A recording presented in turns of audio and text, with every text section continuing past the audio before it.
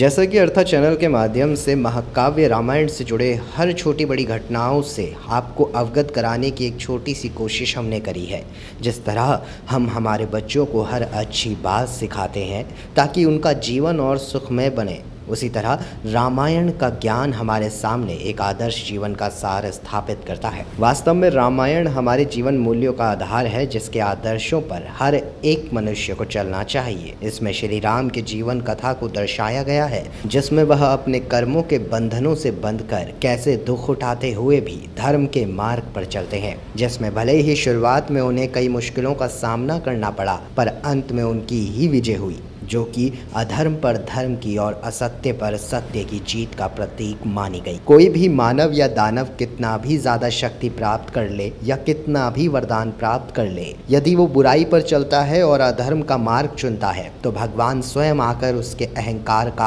अंत करते हैं। यही रामायण में भी बताया गया है कि तीनों लोकों का अधिपति होते हुए भी रावण की समूची लंका को कुछ वानर दल ने ध्वस्त कर दिया और अंत में रावण का अहंकार चकनाचूर हो गया, जब उसकी मौत एक साधारण से मनुष्य के रूप में जन्म लेने वाले राम जी के हाथ हुई। क्योंकि दानव राज रावण हमेशा से मनुष्यों को सबसे तुच्छ समझता रहा और अपने अहंकार को पोषित करता रहा। साथ ही दोस्तों, रामायण से हमें ये कुछ अमूल्य शिक्षा भी मिलती है, जैसे कि यदि पिता हो तो दशरथ जैसा, जिसने अपने पुत्र मोह में प्राण त्याग दिए थे। पुत्र हो तो श्री राम जैसा, जिसने अपने पिता के वचनों का मान रखने के लिए हंसते हुए 14 वर्षों का वनवास स्वीकार किया। भाई हो तो लक्ष्मण जैसा, जिन्होंने 14 वर्ष तक अपने बड़े भाई राम की निश्चल सेवा की तथा उनके हर कार्य में उनकी सहायता की और दुखों के क्षण में उनके साथ खड़े रहे। पत्नी हो तो माता सीता जैसी, जो कि एक राजा की पुत्री होते हुए भी, एक राजा की पत्नी होते हुए भी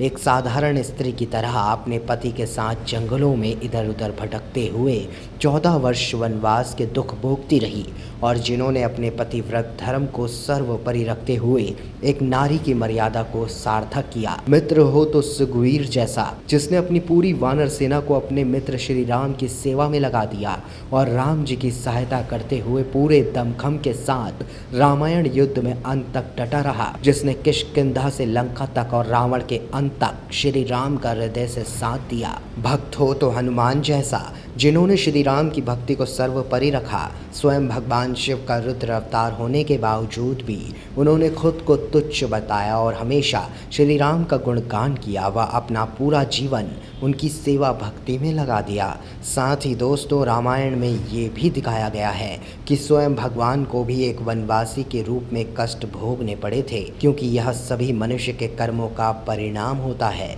जो उन्हें भोगने ही पड़ते हैं। सर्वशक्तिमान होते हुए भी भगवान विष्णु ने मनुष्य के रूप में जन्म लेकर अहंकारी और अत्याचारी असुर रावण का वध किया, जिसमें सर्व समर्थ होते हुए भी राम जी ने वानर और भालू की सेना की सहायता ली। इससे यह भी शिक्षा मिलती है कि चाहे कोई कितना भी ऊंचे पद पर क्यों ना हो, कितना भी शक्तिशाली क्यों ना हो, उसे अपने से छोटे और तुच्छ प्राणियों को भी अपने साथ मिलाकर चलना चाहिए, तो ही उसकी विजय निश्चित होती है। तो बोलो जय श्री राम।